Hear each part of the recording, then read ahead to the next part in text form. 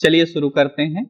जैसा कि आज आपका टॉपिक हमने आपको बताया था शुरू में ही कि हम लोग रिज्यूमे बनाने के लिए स्टार्ट करने वाले हैं, तो इसमें आपको 3 चैप्टर मिलेंगे रिज्यूमे बनाने के। ठीक है, यानी हम अगले 3 वीडियो में ये क्लास कंप्लीट करेंगे, जिसमें आपको कंप्लीट एक प्रोफेशनल रिज्यूमे बनाना आ जाएगा।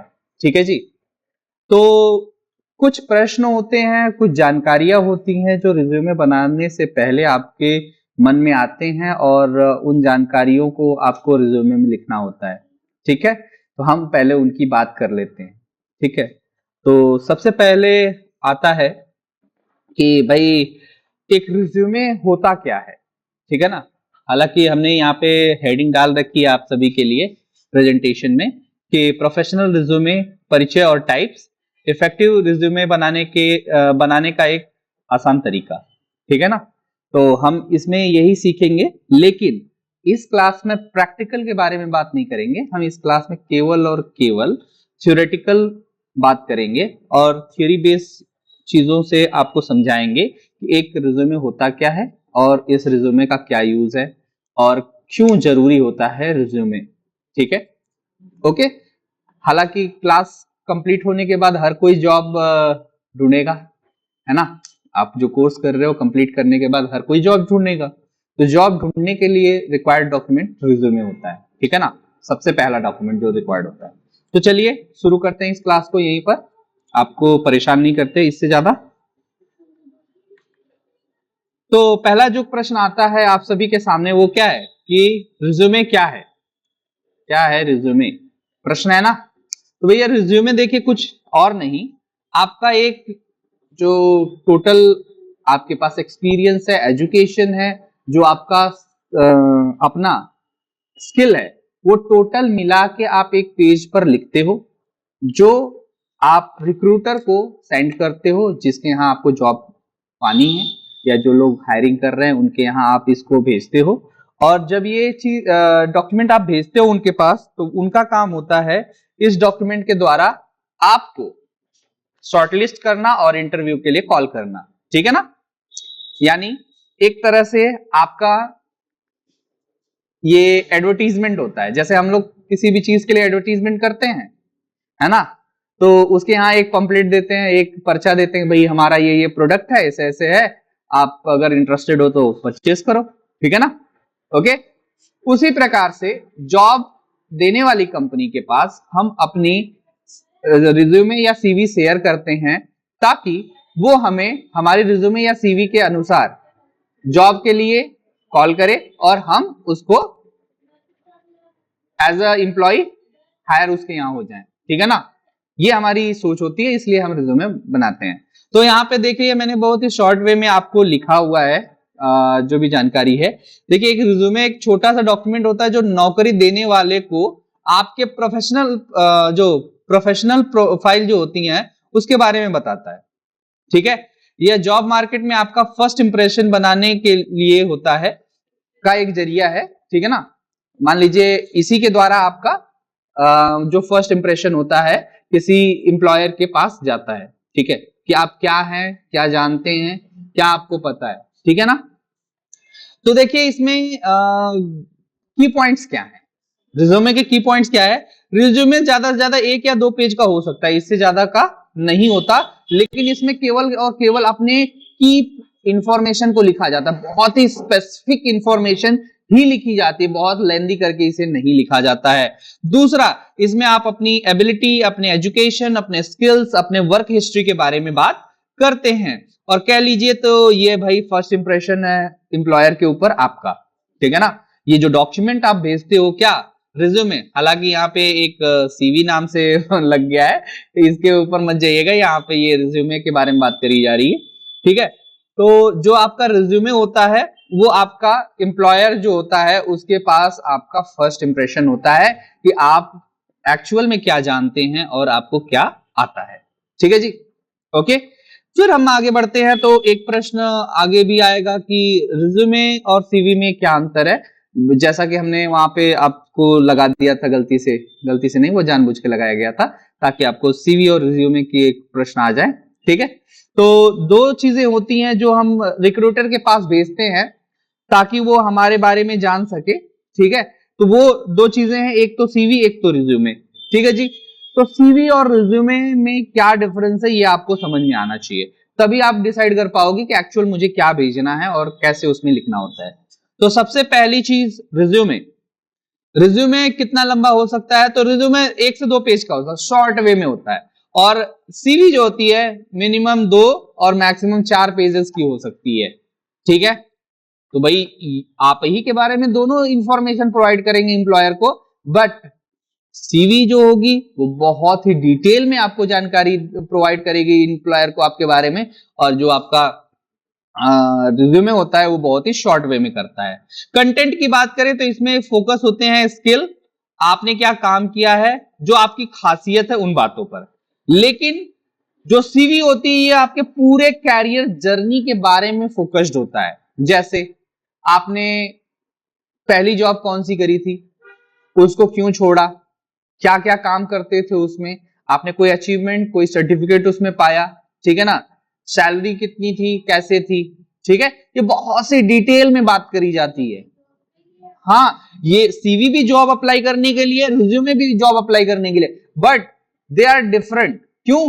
क्योंकि ये बहुत डिटेल में होती है और ये बहुत ही शॉर्ट वे में। बेटा ये दोनों के लिए होता है, ऐसा नहीं है कि ये रिज्यूमे केवल फ्रेशर बनाते हैं, सीवी कोई प्रोफेशनल जो एक्सपीरियंस है वो भी बनाता है। बेटा दोनों ही लोग बना सकते हैं दोनों चीजें, ठीक है, बट अंतर क्या होता है, ये बहुत डिटेल में बनाया जाता है, ये बहुत ही शॉर्ट वे में बनाया जाता है। चलिए किसके काम आता है, तो नौकरी पाने के लिए और एकेडमिक प्रोफाइल बनवाने के लिए। एकेडमिक प्रोफाइल मतलब क्या होता है, जैसे आप चाहते हो कि आपकी जो जॉब है, ठीक है, देने वाला आप जो नौकरी आप कर रहे हो या करने जा रहे हो या जो भी आपका एम्प्लॉयर है उसके पास आप अपना एक रिकॉर्ड देना चाहते हो जो कि बहुत डिटेल में हो, वो जान पाए कि एक्चुअल आप क्या हो। तो रिज्यूमे में क्या होता है कि कोई भी अगर जॉब की वैकेंसी चल रही होती है ना, उस टाइम पे आपको एक शॉर्ट सा पेपर ही अपने बारे में शेयर करना होता है। क्यों?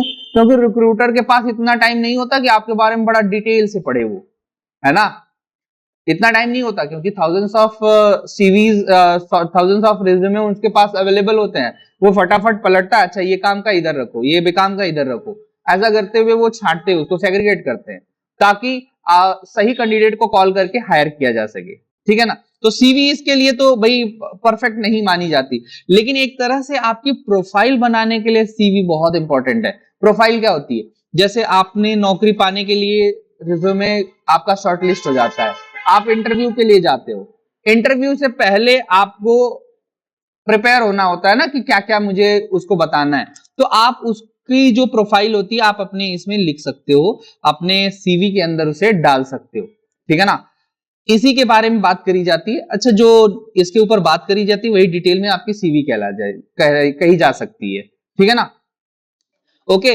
और एक तरह से ना आपकी ट्रैक रिकॉर्ड है, ये आपका ट्रैक रिकॉर्ड है। ये चीज ट्रैक रिकॉर्ड नहीं है, ये आपको क्रम wise, date wise, year wise अपने बारे में लिखना होता है। जैसे आपने सबसे पहले हाई स्कूल कब क्रॉस किया था, कितना मार्क्स आया, कैसे आया, फिर इंटर कैसे किया, कितने साल का किया, कौन सा आपने उसमें डेजिग्नेशन, कौन से सब्जेक्ट पढ़े हैं, एंड सो ऑन, ऐसे एक एक करके हर साल का अपना रिकॉर्ड उसमें लिखा जाता है। ठीक है, हाँ हाँ सब कुछ, ठीक है, इसमें बहुत डिटेल में आपकी प्रोफेशनल लाइफ डिस्कस की गई होती है, इसमें बहुत शॉर्ट में। अगर बात करें किस पर ज्यादा ध्यान दिया जाता है, तो भैया देखिए काम से जुड़े अनुभवों पर सबसे ज्यादा इसमें ध्यान दिया जाता है। ये तब यूज करी जाती है जब आपकी पूरी जानकारी किसी को चाहिए होती है तब। जैसे आप हायर हो गए, उसके बाद कंपनी आपसे सीवी मांग सकती है कि भैया अपनी सीवी सबमिट कर दीजिए।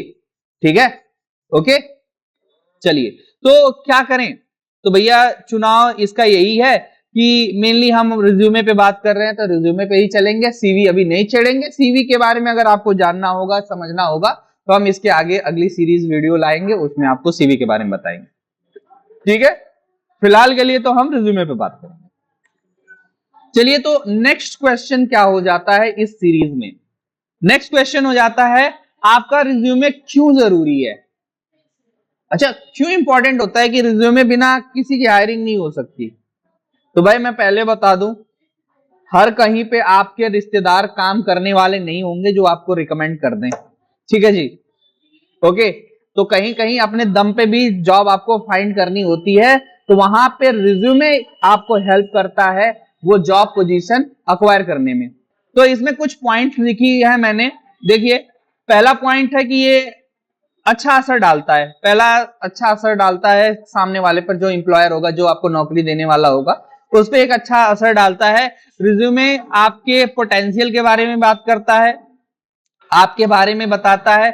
एक अच्छा डॉक्यूमेंट आपने अगर रिज्यूमे का बनाया हुआ है तो ये इंटरव्यूअर को आपके इंटरव्यू लेने के लिए बाध्य करता है, यानी उसको आपकी तरफ करेगा कि भाई ये कैंडिडेट क्या है, एलिजिबल है, ये कैंडिडेट करेक्ट हो सकता है, इसको इंटरव्यू के लिए बुलाया जा सके। तो सॉर्टिंग जो आपकी होगी वो रिज्यूमे के आधार पे हुई होगी। भाई वहां पे hundreds of thousands of resume पड़े होते, सबको थोड़ी बुलाकर वो अपना इंटरव्यू लेंगे। हर एक आदमी के ऊपर अगर 10 मिनट भी इंटरव्यू में जाता है, तो अगर 1000 लोगों का इंटरव्यू लेना हो तो भाई टाइम बर्बाद होगा ना, है ना। तो वो क्या करते हैं, रिज्यूमे के आधार पर आपको शॉर्टलिस्ट कर लेते हैं कि भैया फलाने फलाने को बुलाइए और इन्हीं लोगों को बस इंटरव्यू देने के लिए कहिए, बाकी लोगों को हटा देते हैं, ठीक है जी। तो पहला असर तो आपका रिज्यूमे ही डालता है। आप थोड़ी जाके एम्प्लॉयर के सामने कहते हो अरे फलाने सर हमारे पास ये स्किल है, ऐसा ऐसा स्किल है, नहीं, ये कोई नहीं कहता सामने जाके, है ना। वो चीज तो शॉर्टलिस्ट होने के लिए आपका रिज्यूमे ही बताएगा ना उसको कि आपके पास ये स्किल है और आप इस काम के लिए एलिजिबल हो या नहीं हो, ठीक है। तो पहला इंप्रेशन कौन डालता है, रिज्यूमे डालता है, किसके ऊपर, एम्प्लॉयर के ऊपर। दूसरी बात करें तो रिज्यूमे कुछ ऐसा होना चाहिए जो जल्दी से समझ में आ जाए।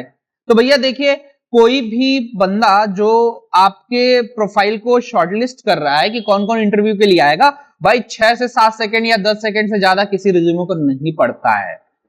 क्यों, क्योंकि उसे एक बात कही जाएगी कि एक काम करो, अकाउंटेंट हायर करना है। क्या हायर करना है, अकाउंटेंट हायर करना है, बैक ऑफिस वर्क करने के लिए बंदा हायर करना है, या फिर एक्सेल का काम करने के लिए बंदा हायर करना है। तो भैया वो क्या करेगा, एक्सेल के लिए बंदा हायर करना है, यानी जिसके पास एक्सेल की स्किल होगी, जिसके पास एक्सेल में वर्क करने का एक्सपीरियंस होगा, उसे मैं शॉर्टलिस्ट कर दूं, तो वो लेगा और पूरी आपकी प्रोफाइल जो आपने रिज्यूमे में बनाई हुई है, उस रिज्यूमे प्रोफाइल में वो पूरी तरह से देखेगा कहां एक्सेल लिखा है, कहां एक्सेल का वर्क एक्सपीरियंस लिखा है। जितने लोगों में ये डेटा पाई जाएगी वो एक तरफ उनको बुलाया जाएगा, बाकी को हटा दिया जाएगा। ओके जी। अकाउंटेंट की जिसके अंदर कैपेबिलिटी रहेगी, जिन्होंने टैली किया होगा, जिन्होंने अकाउंटेंसी के बारे में जानकारी होगी, या जिन्होंने अकाउंटिंग पढ़ी होगी, जिसने बीकॉम किया होगा, वो सभी लोग शॉर्टलिस्ट होंगे, बाकी लोग हटा दिए जाएंगे, ठीक है। इस तरीके से काम होता है। तो कोई भी इंटरव्यूअर 6 से 7 सेकंड ही ज्यादा से ज्यादा आपके रिज्यूमे को देता है। तो रिज्यूमे इस तरह से बनाइए कि आपकी स्किल, आपका सर्टिफिकेशन, आपका क्वालिफिकेशन फुल्ली नॉन मतलब कह लीजिए कि एकदम प्रॉपर दिखना चाहिए, ठीक है ना। मतलब ऐसा नहीं कि लीप के लिख दो, एकदम चिपका चिपका रहे, पढ़ने वाले को तकलीफ हो जाए, नहीं, एकदम नीट एंड क्लीन।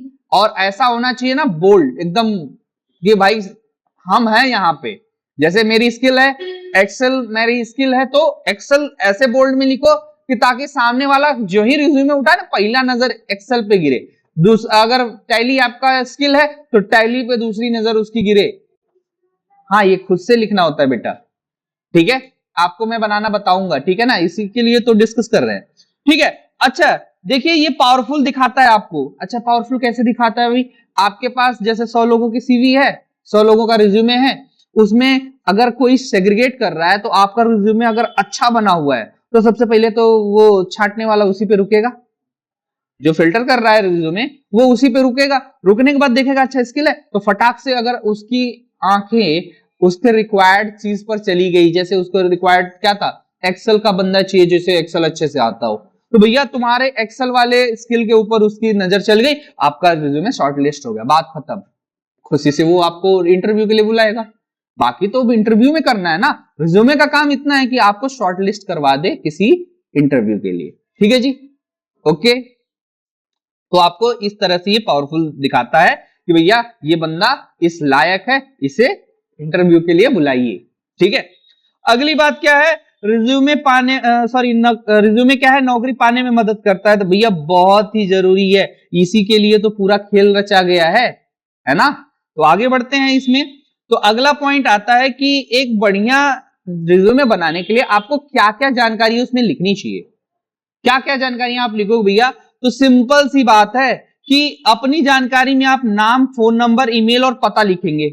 ठीक है, नाम, फोन नंबर, ईमेल और पता लिखेंगे। प्रोफेशनल समरी के बारे में लिखेंगे, जैसे आपको क्या क्या करने आता है। प्रोफेशनल समरी, देखो जो लोग फ्रेशर होंगे वो यहां पे क्या लिखेंगे, कैरियर ऑब्जेक्टिव लिखते हैं। जो लोग फ्रेशर होते हैं वो यहां पे कैरियर ऑब्जेक्टिव लिखते हैं कि उन्हें किस लिए कंपनी ज्वाइन करनी है, क्या उनका गोल है। ठीक है, ये चीज बताते हैं। लेकिन जो लोग जॉब कर चुके हैं वो लोग क्या यहां पे ऐड करवाते हैं, वो लोग अपनी प्रोफेशनल समरी ऐड करवाते हैं कि मुझे ये आता है, मुझे ये ऐसा आता है, मैं ये कर सकता हूं, मैं ऐसा कर सकता हूं। ठीक है ना, वो चीजें आप यहां पे ऐड करते हो। इसके बाद तीसरी चीज, आप अपनी स्किल्स को ऐड करते हो। स्किल क्या होती है, जैसे एक ड्राइविंग एक स्किल है, ड्राइविंग एक स्किल है, टीचिंग एक स्किल है। ठीक है, कम्युनिकेशन एक स्किल है। ठीक है, ओके, 10 लोगों में खड़े होकर अपनी बात किसी को समझाना भी तो एक स्किल है। ठीक है, कंप्यूटर चलाना भी एक स्किल है। ठीक है, तो इसी तरह जो आपके स्किल्स होंगी उसके बारे में आप यहां पे बताओगे। तो उसके बाद आपका वर्क एक्सपीरियंस, देखो फ्रेशर के लिए वर्क एक्सपीरियंस का सेक्शन ही नहीं रखना चाहिए। ठीक है, वो ये सेक्शन स्किप कर देंगे, इसको बिल्कुल भी रिज्यूमे में नहीं डालेंगे। हाँ, जिनके पास एक्सपीरियंस है वो लोग वर्क एक्सपीरियंस यहां पर लिखेंगे। ठीक है, लेकिन हाँ कैसे लिखा जाएगा, क्या होगा, वो हम अगली वीडियो में बात करेंगे, फिलहाल हम बस समझ रहे हैं इसको। उसके बाद आप अपने एकेडमिक क्वालिफिकेशन के बारे में बताएंगे कि हमने ये पढ़ाई करी हुई है। और उसके बाद सर्टिफिकेशंस, यानी जैसे आप अभी एडीसीए कोर्स कर रहे हो, कोई लोग डीएफए कर रहे हैं, कोई एडीएफए कर रहा है, कोई एक्सेल एडवांस कर रहा है, ये एक तरह का सर्टिफिकेशन ही हुआ ना, एक्स्ट्रा क्वालिफिकेशन या सर्टिफिकेशंस। कहीं से आपने कोई एक अच्छा सा कोर्स कर रखा है तो उसकी जानकारी आप सर्टिफिकेशन में देंगे। And the last thing, personal information.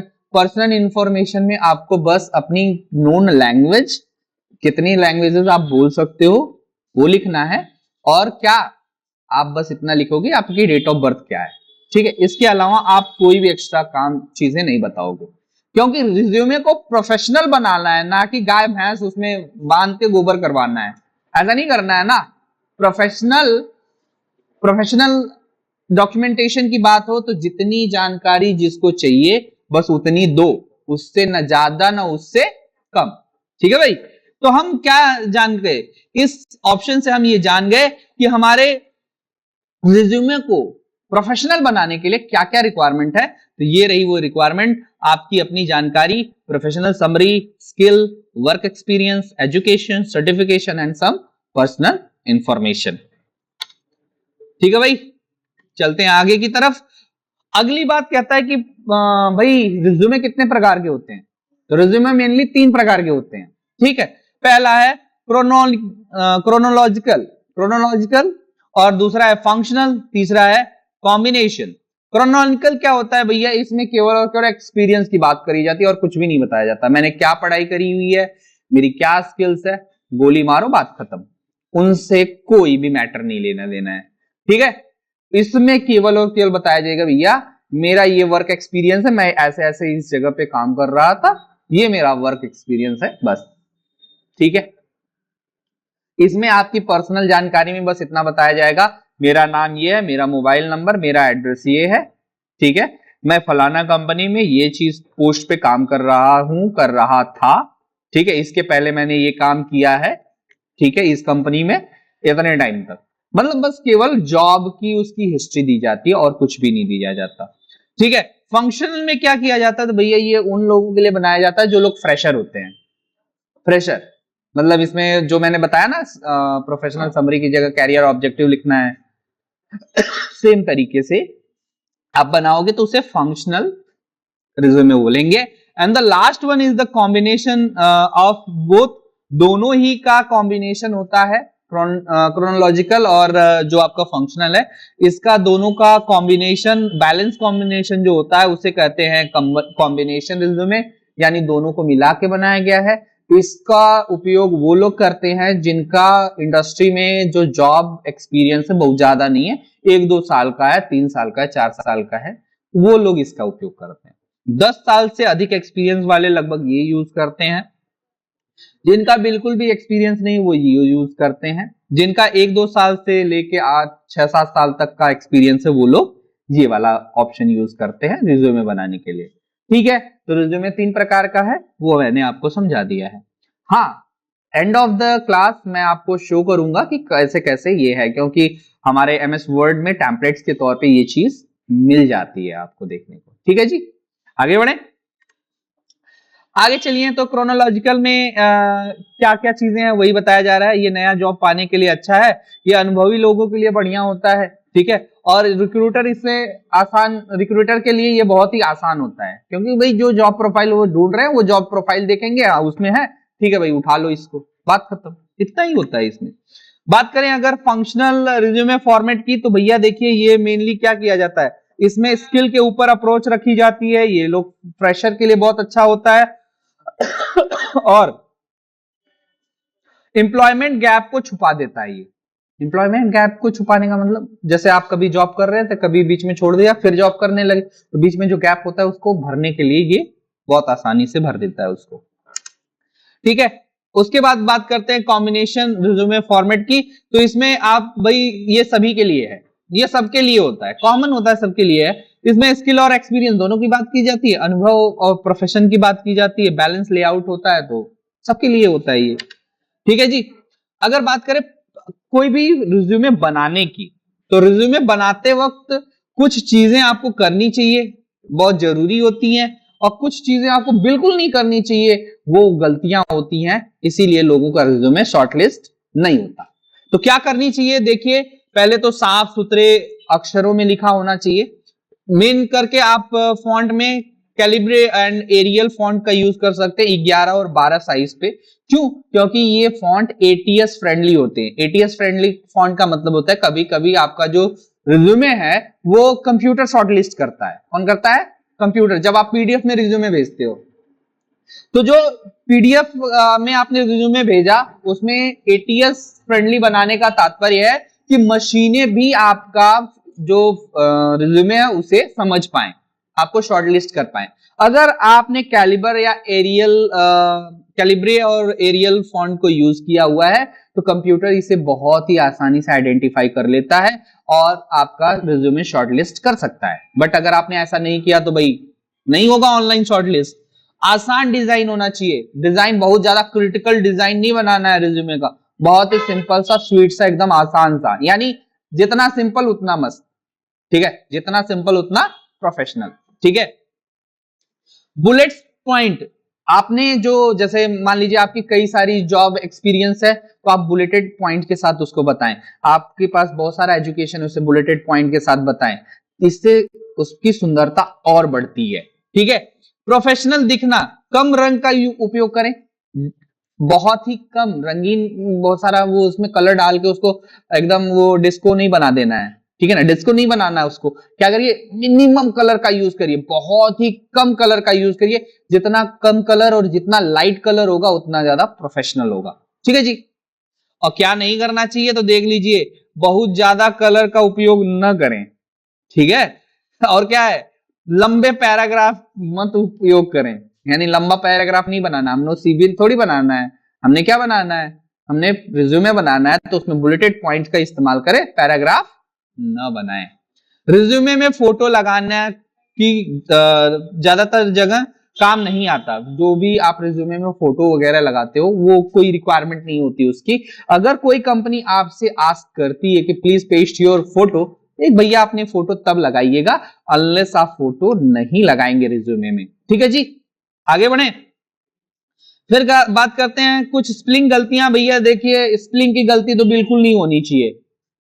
अगर आपकी रिज्यूमे में स्पेलिंग एंड ग्रामर एरर है तो भैया समझ लो तुम्हारी गई नौकरी, नहीं आएगी तुम्हारे पास। क्योंकि कहेगा जिसको लिखना ही नहीं आता, जिसका फर्स्ट इंप्रेशन इतना गड़बड़ है, वो आदमी कितना गड़बड़ होगा। जो ध्यान ही नहीं दे रहा है, सबसे पहले तुम्हारी केयर जो करने की चीज होती है ना, उस पर सवाल उड़ जाएगा, भाई ये बेकार है, एकदम केयरलेस आदमी है। जो अपना रिज्यूमे ढंग से नहीं पेश कर रहा है वो आदमी ढंग का क्या होगा, ठीक है ना। तो ये भाई यहीं पे बात खत्म हो जाती है। तो भैया अपने रिज्यूमे के अंदर कभी भी कोई भी स्पेलिंग मिस्टेक मत करिएगा, ना ही कोई ग्रामेटिकल मिस्टेक करिएगा, ग्रामर का भी मिस्टेक नहीं होना चाहिए, ठीक है।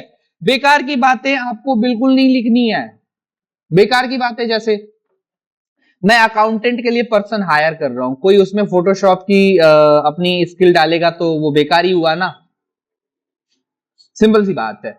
अगर मैं डिजाइनिंग के लिए रिक्रूटमेंट कर रहा होता और कोई टैली उसमें लिख के देता तो मैं रिक्रूट करूंगा उसको, अच्छा नहीं लगेगा। तो रिज्यूमे किसके अनुसार होना चाहिए, जिस जॉब पे आप अप्लाई कर रहे हो ना उसके अनुसार उसमें स्किल होनी चाहिए, उसके अनुसार उसमें वर्क एक्सपीरियंस आदि होना चाहिए, ठीक है जी। ओके, बात समझ में आई। तो फालतू के डाटा नहीं डालने हैं, ओके। तो प्रोफेशनल को कोई रिज्यूमे प्रोफेशनल बनाने के लिए आपको क्या करना है, professional resume is equal clean formatting, sorry simple formatting and clearness and well structured, यही होता है प्रोफेशनल रिज्यूमे का फॉर्मूला। तो इस फॉर्मूले को अपने दिमाग में बिठा लीजिए, कम से कम फालतू के कलर करने हैं, कम से कम उसमें फालतू की चीजें लिखनी है, जो भी बेकार चीजें उसको बिल्कुल भी नहीं लिखना है, आपको अच्छे से उसको फॉर्मेट करना है, बहुत ज्यादा डिजाइन या क्रिटिकल उसको नहीं बनाना है, प्लेन सिंपल, कम रंग और एग्जैक्ट चीजें, जितनी रिक्वायरमेंट उतनी चीजें बस। और ज्यादा से ज्यादा 2 पेज, 2 पेज से ज्यादा नहीं, 1 पेज रहे तो बहुत अच्छा है, ठीक है जी। ओके, क्योंकि कोई बंदा दूसरा पेज नहीं देखता आपके रिज्यूमे का, वो पहला देख लिया, यही बड़ी बात है, ठीक है। ओके, ये बात ध्यान रखना, कोई भी रिज्यूमे का दूसरा पन्ना नहीं दिखता, ठीक है। तो इसी के साथ हमारा ये क्लास यहीं पे समाप्त हो जाता है। आप सभी से आशा है कि आप सभी इस वीडियो को लाइक करेंगे, चैनल को सब्सक्राइब करेंगे और आप सभी के सहयोग से 2-4 सब्सक्राइबर और आप लोग बढ़ाएंगे, ठीक है। ये तो आशा है, पर आप लोग पूरा करेंगे नहीं करेंगे ये आपकी मर्जी है, ठीक है। और हाँ, कोशिश ये किया करिए कि जो चीज आप देखते हो ना उससे नोट्स बना लिया करिए, ठीक है ना। नोट्स बनाएंगे तभी तो जिंदगी में आगे बढ़ेंगे, है ना। हाँ, ये फर्स्ट था, ठीक है जी। तो बस यहीं पे यह क्लास हम समाप्त कर देते हैं। आप सभी के लिए आपका दिन शुभ हो, ठीक है।